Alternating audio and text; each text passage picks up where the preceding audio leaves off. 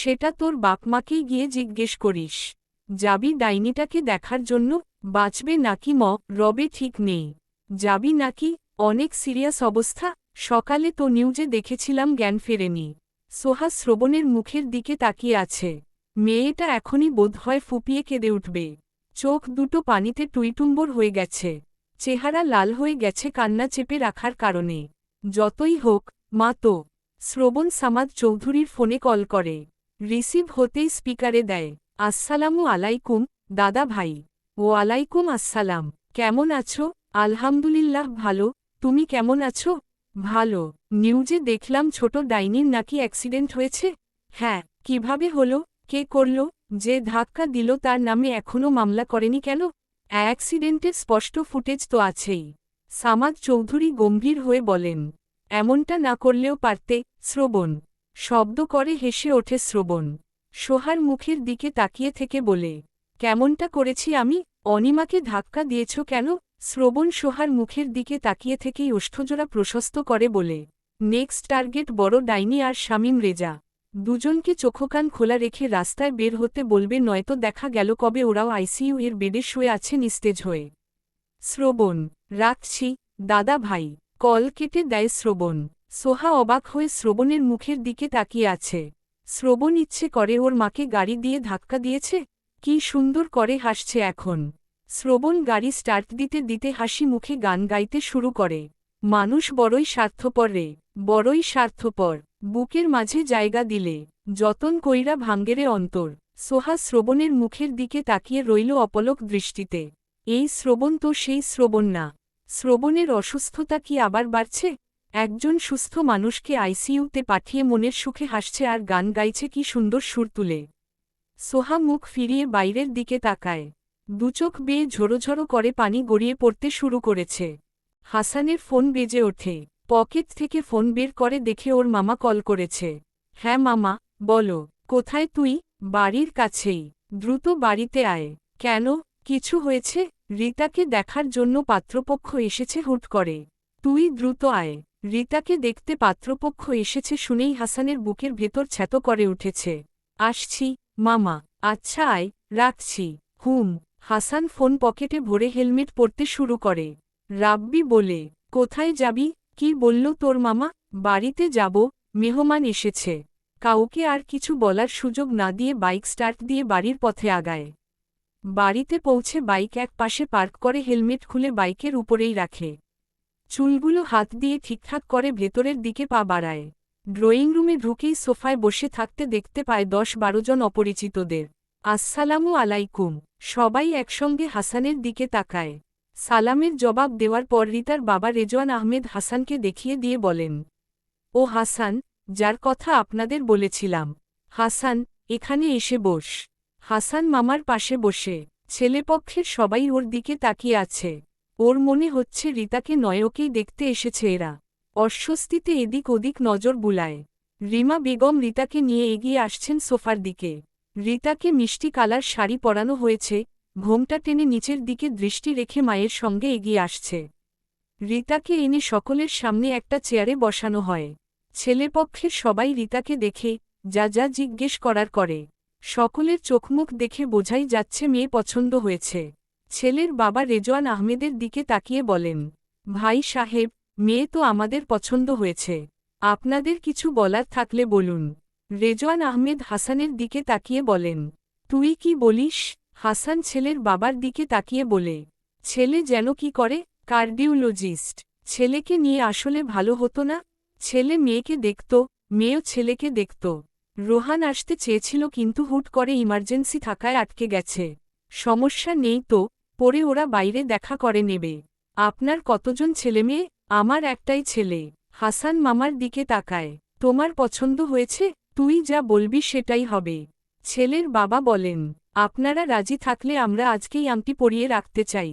হাসান হাসি মুখে বলে, আঙ্কেল, আমরা তো এখনও আপনাদের বিষয়ে কোনো খোঁজ খবর নেইনি। আপনারাও হয়তো আমাদের বিষয়ে তেমন কিছু জানেন না। একটা বিয়ে যেহেতু সারা জীবনের জন্য, তাই ভেবে চিন্তেই তো আগানো ভালো, তাই না? তা আপনি ঠিকই বলেছেন। তাহলে এটাই থাকুক, আমরাও আপনাদের বিষয়ে খোঁজ খবর নেই, আপনারাও নিন, তারপর আস্তে ধীরে বিয়ের কথায় আগাই। আচ্ছা, আশা করছি আমাদের বিষয়ে কোনো খারাপ রিপোর্ট পাবেন না আপনারা। এটাই যেন হয়। তাহলে আমরা এখন আসি, দেখা সাক্ষাৎ তো হলই। খাওয়া দাওয়া না করেই চলে যাবেন? রাত হয়েই গেছে, খাওয়া দাওয়া সেরে তারপর যাবেন সবাই। খাওয়া দাওয়া করতে হবে না, আমরা যার জন্য এসেছিলাম সেটা তো হয়েছেই। তাড়াহুড়ো করে এসেছি শুধু মেয়েটা দেখার জন্য। আমরা আসছি তাহলে, ভালো থাকবেন আপনারা। আপনাদের সঙ্গে আত্মীয় করতে পারলে আমরা অনেক খুশি হব। আল্লাহ আলা চাইলে হবেন ইনশাআল্লাহ। সবাই চলে যায়। হাসান রিতার দিকে তাকাতেই রিতা অভিমান ভরা দৃষ্টিতে তাকিয়ে বসা থেকে উঠে দাঁড়ায়। হাসানের দিক থেকে মুখ ফিরিয়ে নিয়ে দ্রুত পায়ে এগিয়ে যায় সিঁড়ির দিকে। ঠেলে কান্না আসছে ওর। এতক্ষণ ধরে অনেক কষ্টে নিজেকে সামলে রেখেছিল। রেজওয়ান আহমেদ বাইরে থেকে ভেতরে প্রবেশ করেন। হাসানের দিকে এগিয়ে আসতে আসতে বলেন, মনে হচ্ছে ফ্যামিলিটা ভালোই, তোর কি মনে হয়? আমারও এমনই মনে হচ্ছে। খোঁজ খবর নিয়ে দেখি যদি খারাপ কোনো রিপোর্ট না পাই তাহলে এখানেই বিয়ে হবে। আচ্ছা, ফ্রেশ হয়ে আয়। হাসান রুমের দিকে এগিয়ে যায়। রেজওয়ান আহমেদ রিমা বেগমের দিকে তাকিয়ে বলেন, রিতাকে ডেকে আনো খাওয়ার জন্য। রিমা বেগম রিতাকে ডাকার জন্য চলে যান উপরে। রেজওয়ান আহমেদ মায়ের সঙ্গে কথা বলতে শুরু করেন। রিমা বেগম রিতার রুমের সামনে এসে দেখেন দরজা ভেতর থেকে বন্ধ। দরজায় ধাক্কা দিয়ে বলেন, রিতা, কি করছিস? চেঞ্জ করে নিচে আয় খাওয়ার জন্য।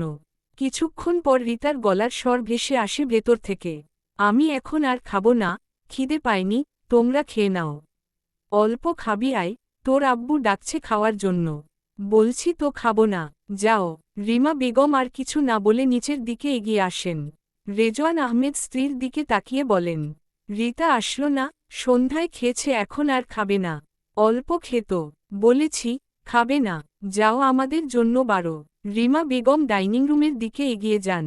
হাসান ডাইনিং রুমে এসে চেয়ার টেনে বসতে বসতে বলে, বাচালটা কই, খাবে না? রিমা বেগম বলেন, সন্ধ্যায় খেয়েছিল, এখন আর খাবে না। হাসান বলে না কিছু, চুপচাপ নিজের খাওয়া শুরু করে। রাত প্রায় 12টা বেজে গেছে। রুমে শো ফ্যানের বাতাসের শব্দ ব্যতীত অন্য কোনো শব্দ নেই। হাসান স্টাডি টেবিলের সামনে চেয়ারে বসে আছে। সামনে মেলে রাখা বই, দৃষ্টি স্থির বইয়ের পাতায়। হঠাৎ দরজা ধাক্কানোর শব্দ হয়। হাসান ঘাড় ঘুরিয়ে পেছনে তাকায় দরজার দিকে। আবার ধাক্কা পড়তেই গলার স্বর বাড়িয়ে বলে, কে? উত্তর আসে না, তবে দরজায় ধাক্কানোর শব্দ হয় আবার। হাসান বইটা বন্ধ করে বসা থেকে উঠে দরজার কাছে এগিয়ে আসে। দরজা খুলে দেখে সামনে রিতা দাঁড়িয়ে আছে। রিতা মুখ তুলে হাসানের মুখের দিকে তাকায়। অন্ধকার থাকায় দুজনের একজনও স্পষ্ট দেখতে পাচ্ছে না একে অপরের চেহারা। রুমে আলো থাকলেও হাসানের সুঠাম দেহের কারণে ছায়া পড়ে আছে রিতার ওপর। এত রাতে এখানে কি? রিতা হাসানকে পাশ কাটিয়ে ভেতরে ঢুকে পড়ে। হাসান দরজার সামনে থেকে সরে এসে রিতার মুখের দিকে তাকায়। কান্না করার কারণে রিতার চোখমুখ ফুলে উঠেছে। চোখ দুটোতে রক্ত জমে গেছে। চুলগুলো এলোমেলো হয়ে আছে, এখনও শাড়ি পরনে রয়েছে। হাসান দৃষ্টি নামিয়ে নেয় রিতার দিক থেকে। রিতা নিজেকে স্বাভাবিক রাখার চেষ্টা করে থেমে থেমে বলে, তুমি কেন এমন করছো? আমি অন্য কাউকে বিয়ে করব না। হাসান নিচের দিকে তাকিয়ে থেকেই বলে, যা এখান থেকে, গিয়ে চেঞ্জ করে ঘুমা। যাব না আমি। মার খাবি কিন্তু। রে ফেলো। হাসান চোখ তুলে তাকায় আবার। রিতা করুণ সুরে বলে, তুমি জানো আমি তোমাকে ভালোবাসি। সবকিছু জানার পরও কিভাবে অন্য জায়গায় বিয়ে দিতে চাইছ? যা করে তোর ভালো হবে সেটাই করছি। এখন যা নিজের রুমে। করতে হবে না আমার ভালো। আমি অন্য কাউকে বিয়ে করব না। যেতে বলেছি আমি। তুমি কি মানুষ? হৃদয় বলতে কিছুই কি নেই? এত সুন্দর করে কিভাবে ইগনোর করো আমাকে আর আমার অনুভূতিকে? আমার অনুভূতির, ভালোবাসার কি কোনোই মূল্য নেই তোমার কাছে? না, নেই। যা তো এখান থেকে, বিরক্ত করবি না। বেশি কিছু তো চাইছি না তোমার কাছে। বেশি কিছু চাইছিস না, অথচ পুরো আমিটাকেই চাইছিস। দিয়ে দাও না। অসম্ভব। আমি হারিয়ে গেলে তোমার একটু আফসোস হবে না? একদম না। তুমি কি সত্যিই রোবট? হ্যাঁ। কোনো অনুভূতি নেই? না। কান খুলে শুনে রাখো হাসান মাহবুব, আমি যদি তোমার না হই দুনিয়ার আর কোনো পুরুষের হব না। তুমি ব্যতীত অন্য কারো নামে কবুল বলবো না আমি। এই দেহে অন্য পুরুষের ছোঁয়া লাগার আগে কাফনের কাপড় জোড়াবে। তুমি আমাকে বিয়ে না করলে আমি তারা চিহ্ন ইসাইড করব। হাসানের শক্ত হাতের চর পড়ে রিতার নরম গালে। মেয়েটার মাথা একদিকে হেলে পড়েছে অনেকটা। হাসান রাগে দাঁতে দাঁত চেপে বলে, আরেকবার উল্টাপাল্টা কথা বলবি তো চাপায় আর দাঁত থাকবে না একটাও। ভালোভাবে বলছি, ভালো লাগছে না? কিছু না বলতে বলতে সাহস বেড়ে গেছে? যা গিয়ে ঘুমা। অবিশ্বাস্য এক কাজ করে ফেলে রিতা। দুই হাতে শক্ত করে জড়িয়ে ধরে হাসানকে। ওর এমন কর্মে শোকড হাসান স্তব্ধ হয়ে গেছে। রিতাকে ঠেলে নিজের কাছ থেকে দূরে সরানোর চেষ্টা করে বলে, এত নির্লজ্জ কবে থেকে হয়েছিস? ছাড় আমাকে। রিতা শক্ত করে ধরে রেখে কাঁদতে কাঁদতে বলে, আমি সত্যিই ভালোবাসি তোমাকে। তোমাকে ছাড়া বাঁচব না আমি। সন্ধ্যার পর থেকে ঠিকমতো শ্বাস নিতে পারছি না, অনেক কষ্ট হচ্ছে। তুমি কেন বুঝতে পারছো না আমাকে? আমি তোমার যোগ্য না, ঠিক আছে, একটু কি মানিয়ে নিতে পারবে না আমার সঙ্গে? হাসান স্থির হয়ে দাঁড়ায়, মৃদু স্বরে বলে, তুই আমার যোগ্য হলেও আমি তোর যোগ্য না। যেখানে বিয়ে দিতে চাইছি চুপচাপ মেনে নে, ভালো থাকবি। ভালো থাকতে চাই না আমি। আমি তোমার সঙ্গে মন্দই থাকতে চাই, তবুও তোমাকেই চাই। পাগলামি বন্ধ কর। আমি অন্য কাউকে বিয়ে করব না। তুমি আব্বুকে একবার বলো, দেখবে আব্বু রাজি হয়ে গেছে। কাউকে কিছু বলতে পারবো না আমি। তুই ছাড় আমাকে আর যাই এই রুম থেকে। রিতা হাসানের বুক থেকে মুখ তুলে হাসানের মুখের দিকে তাকায়। ঝাপসা চোখজোড়া দিয়ে হাসানকে দেখতে দেখতে বলে, বলতে হবে না তোমাকে, আমি বলবো, তুমি শুধু রাজি হয়ে যাবে। না, ছাড় আমাকে। তোর লজ্জা করছে না মাঝরাতে একজন পুরুষের রুমে ঢুকে তাকে জড়িয়ে ধরে দাঁড়িয়ে থাকতে? এই শিক্ষা দেওয়া হয়েছে তোকে? ছাড় আমাকে, নয়তো রে পিঠের ছাল তুলে নেব। যা খুশি করো। হাসান গলার স্বর কিছুটা নরম করে বলে, দেখ রিতা, পাগলামি করবি না। তুই মামা মামির একমাত্র সন্তান। তারা সবসময় তোকে বেস্ট দেওয়ার চেষ্টা করেছে, ভবিষ্যতেও করবে। যাকে তাকে তো আর তোর লাইফ পার্টনার বানিয়ে দিতে পারে না, তাই না? তোর লাইফ পার্টনারও বেস্ট একজনই হবে। তুমিই বেস্ট। আমার তোমাকেই লাগবে। তুমি ছাড়া অন্য কাউকে চাই না আমি। আমি এখনো স্টুডেন্ট, থাকি মামার কাছে, খাই বাবার টাকায়, চলি ছন্নছাড়া হয়ে। সারা জীবন তো আর স্টুডেন্ট থাকবে না, বিয়ে করলে সব ঠিক হয়ে যাবে, না হলেও আমি মানিয়ে নেব। হাসান চুপ করে থাকে। আর কোন যুক্তি দিয়ে এই মেয়েকে দূরে সরাবে? কোন যুক্তি দিয়ে এই মেয়েকে বোঝাবে ও রিতার যোগ্য না? ১৩ বছর বয়স থেকে মামার কাছে রয়েছে। মামার বাড়িতে বড় হয়ে এখন মামাতো বোনকেই বিয়ে করবে? মামা সবসময় মেয়েকে বেস্ট জিনিস দিয়েছেন। মুখ ফুটে চাইতেন, হাজির করেছেন সব। সে রাজি হবে হাসানের কাছে মেয়েকে বিয়ে দিতে? হাসান কোন মুখে মামার কাছে গিয়ে বলবে, আমি রিতাকে বিয়ে করতে চাই? হাসানকে চুপ থাকতে দেখে রিতা বলে, তুমি একবার শুধু আব্বুকে বলো, দেখবে আব্বু রাজি হয়ে গেছে। তুমি বললে আব্বু না করতে পারবে না। তুই কেন বুঝতে চাইছিস না আমার কথা? এটা সম্ভব না। তুমি চাইলেই সম্ভব। আমি তোমার বউ না হলে অন্য কারো হব না। আমি সত্যি সত্যিই সা ই ড করব। তুই স্বার্থপরের মতো শুধু নিজের কথা ভাবছিস, নিজের বাবা মায়ের কথা একবারও ভেবেছিস? তুই তাদের একমাত্র সন্তান, তুই না থাকলে তাদের কি অবস্থা হবে একবারও ভেবেছিস? আমি যদি ভালো না থাকি তাহলে তারা ভালো থাকবে? জীবন্ত তারা চিহ্ন সহয়ে বেঁচে থাকলে তাদের ভালো লাগবে? তুমি জানো আমি ছোটবেলা থেকে কোনো কষ্ট পাইনি। তোমাকে না পাওয়ার মতো কষ্ট যন্ত্রণা নিয়ে আমি বেঁচে থাকতে পারবো না। এত কষ্ট সহ্য করার মতো ক্ষমতা আমার নেই। হাসান ফোঁস করে শ্বাস ছাড়ে। রিতাকে ঠেলে সরানোর চেষ্টা করে বলে, ছাড় আমাকে। তুমি বলো আব্বুকে বলবে আমাদের বিয়ের কথা। হাসান চোখ বন্ধ করে শ্বাস নিয়ে বলে, বলবো। সকালেই বলবে? হ্যাঁ, বলবো। আমার মাথায় হাত রেখে বলো, সত্যি সত্যিই বলবে? আরে ভাই, বলছি তো বলবো। রিতা হাসানের মুখের দিকে তাকিয়ে ঠোঁট উল্টে বলে, আমার মাথা ছুঁয়ে বলো। হাসান রিতার মাথায় হাত রেখে বলে, সকালে মামাকে বলবো আমাদের দুজনের বিয়ের কথা, কিন্তু মামা রাজি না হলে বিয়ে হবে না।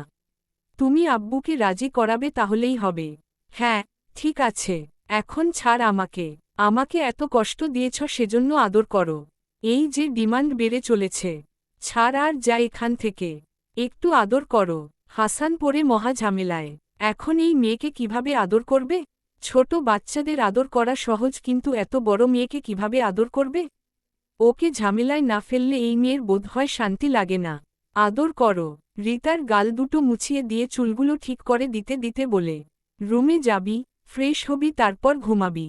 আচ্ছা, যা এখন। সকালে কিন্তু আব্বুকে বলবে। হ্যাঁ, আচ্ছা তুমিও ঘুমাও। রিতা ছেড়ে দিয়ে দরজার দিকে আগায়। হাসান বিড়বিড় করে বলে, টেনশন ধরিয়ে দিয়ে বলছে ঘুমাও। 2টা বছরে মাথা আউলা ঝাউলা করে দিয়েছে অসভ্য মেয়েটা। ধুর, ভাল লাগে না। রিতা রুম থেকে বেরিয়ে গেলেও খেয়াল করে না দরজার বাইরে একটু দূরে ওর বাবা দাঁড়িয়ে আছে। রেজওয়ান আহমেদ দরজার ডানপাশে করিডোরে দাঁড়িয়ে আর বাম পাশের করিডোর দিয়ে রিতা নিজের রুমের দিকে এগিয়ে যাচ্ছে। অন্ধকার থাকায় হয়তো বাবাকে দেখেনি। হাসান চমকে উঠে সামনে তাকায় হাসান। ওর মামা এখানে কেন এত রাতে? এতক্ষণ কোথায় ছিল? ওরা আর রিতার সব কথা শুনে নিয়েছে? ওরা এতক্ষণ যেভাবে ছিল দেখে নিয়েছে? হাসানের চেহারার রং পাল্টে গেছে।